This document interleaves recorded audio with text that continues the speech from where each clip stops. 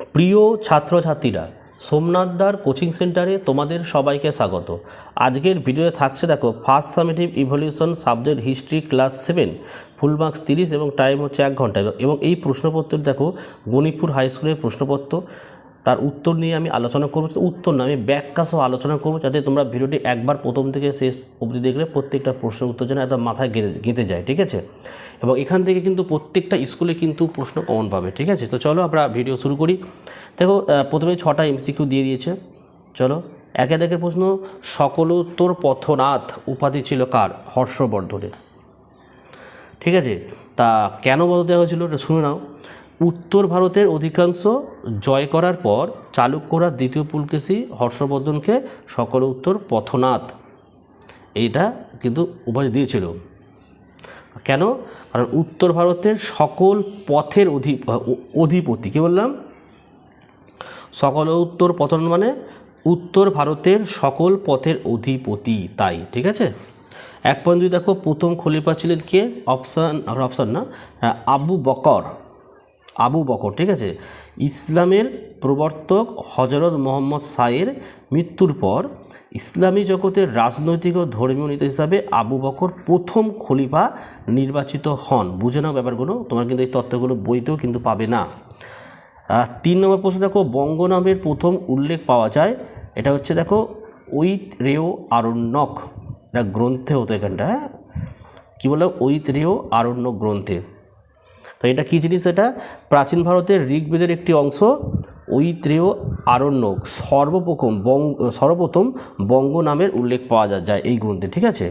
1.4 বাঙালিরা আলু খেতে শিখেছে, অপশান পর্তুগিজদের কাছ থেকে হবে।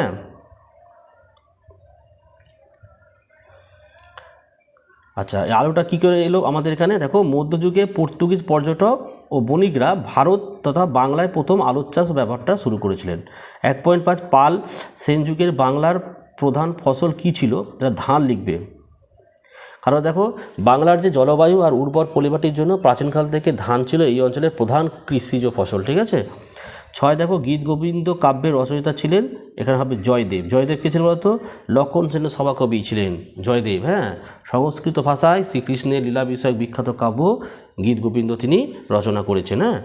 চলো 2 দাগের এক কথা উত্তর দেখো, হর্ষবর্ধনের সভাকবির নাম কি? বাণভট্ট। 2 দাগের প্রশ্ন দেখে নাও, রামচরিত কার লেখা? সন্ধ্যাকর নদী। 3 দেখো, বিক্রমশিলা মহাবিহার কে প্রতিষ্ঠা করেন? পাল রাজা ধর্মপাল, হ্যাঁ। 4 দেখো, কিতাবুল হিন্দ গ্রন্থের রচয়িতাকে? অল বিরুনি।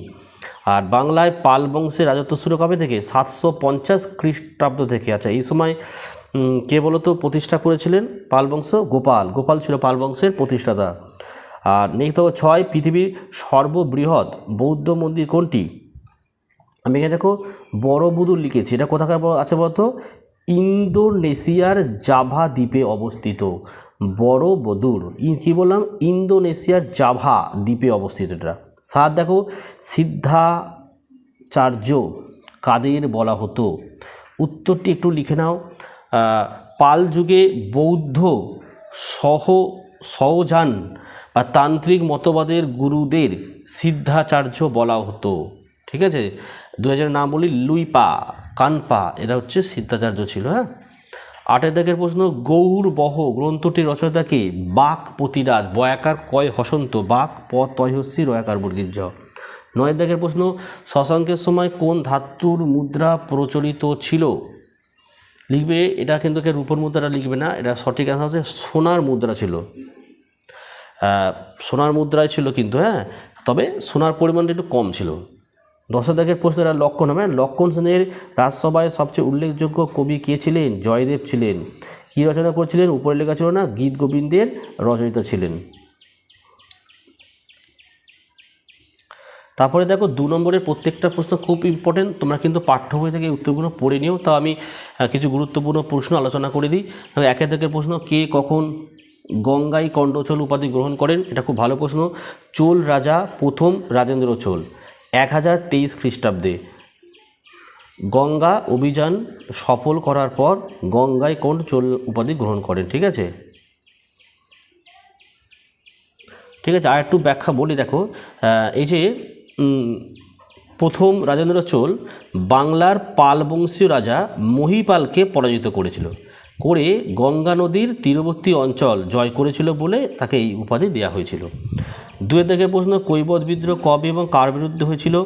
পাঠ্য বইতে পাবে এটা, তা বলে দিচ্ছি আমি, একাদশ শতকের দ্বিতীয় ভাগে পাল রাজা দ্বিতীয় মহিপালের বিরুদ্ধে কৈবর্ত বিদ্রোহ হয়েছিল।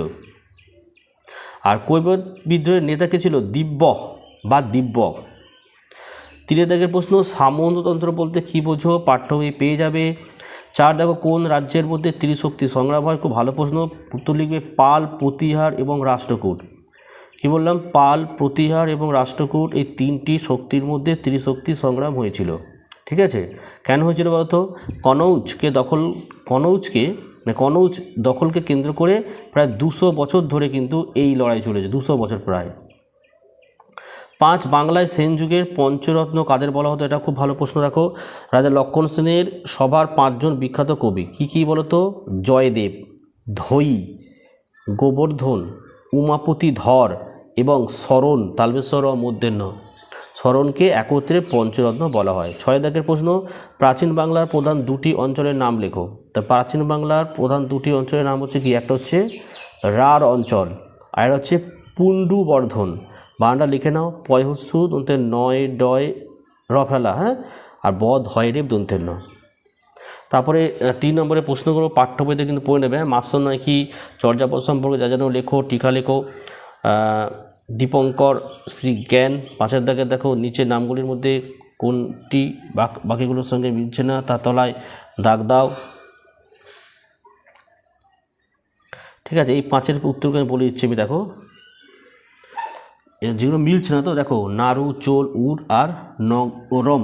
তো এখানে মধ্যে সঠিক অ্যান্সার কিন্তু চোল হবে। কী বললাম? সঠিক উত্তরে কিন্তু চোল করবে। কেন বলো তো? দেখো, প্রথমে হচ্ছে নাড়ু বা অনেক বইতে নাড্ডু পাবে, আর উর আর নগরম হলো চোল সাম্রাজ্যের স্থানীয় স্বায়ত্তশাসন বা প্রশাসনিক বিভাগ, মনে থাকবে তো। আর চোল হলো খোত রাজবংশের নাম। ক্লিয়ার হলো? এর জন্য এটা আলাদা। হ্যাঁ, তা চোলের মধ্যে এরা প্রত্যেকে রয়েছে।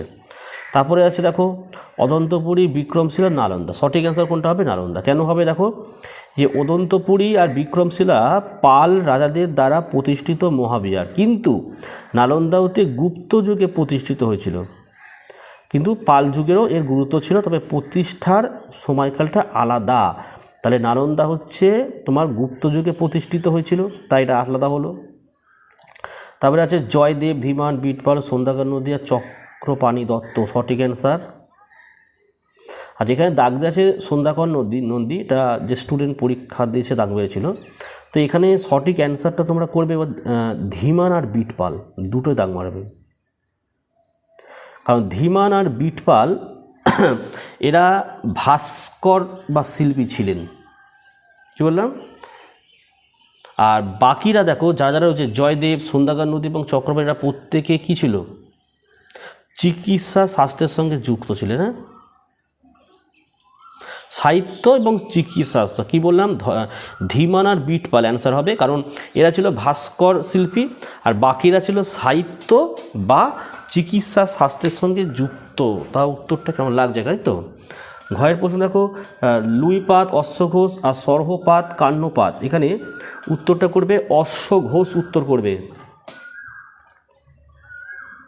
আচ্ছা, এটা কেন হয় বলো তো? দেখো, লুইপাত, সর্হপাত আর কান্নপাত হলেন চর্যাপদের রচয়িতা বা সিদ্ধাচার্য। অশ্বঘোষ হচ্ছে প্রাচীন কুষাণ যুগের কবি ছিলেন। ঠিক আছে। আচ্ছা, বাকি বড় প্রশ্নগুলো দেখে নাও। টিকা লিখতে হবে তোমাদের। 1 হচ্ছে গৌড়ের রাজা শশাঙ্কের কৃতিত্ব। টিকা লেখো, নালন্দা মহাবিহার বা বিশ্ববিদ্যালয়। 3 পাল শাসনের তুলনায় সেন শাসনের শাসন কেন বাংলায় কম দিন স্থায়ী হয়েছিল। 4 দেখো, ত্রিশক্তির সংগ্রাম কাদের মধ্যে হয়েছিল, এই সংগ্রামের মূল কারণ কী ছিল। ঠিক আছে, তো এই ছিল আজকের ভিডিও। এই ধরনের ভিডিও যদি তোমাদের প্রয়োজন হয় অবশ্যই কমেন্ট করে জানাও কোন সাবজেক্টের উপর ভিডিও বানাবো। ঠিক আছে, আর ভিডিও ভালো লাগলে একটি লাইক করো এবং চ্যানেলে নতুন হলে চ্যানেলটিকে সাবস্ক্রাইব করো। পাশে থাকা বেল আইকন প্রেস করে অল নোটিফিকেশনটা অবশ্যই অন করো, যাতে আমি যখনই কোনো ভিডিও আপলোড করি সবার প্রথম যেন তোমাদের কাছে পৌঁছে যায়। তো আজকের ভিডিও আমি এখানে শেষ করলাম। তোমরা প্রত্যেকে ভালো থেকো এবং সুস্থ থেকো।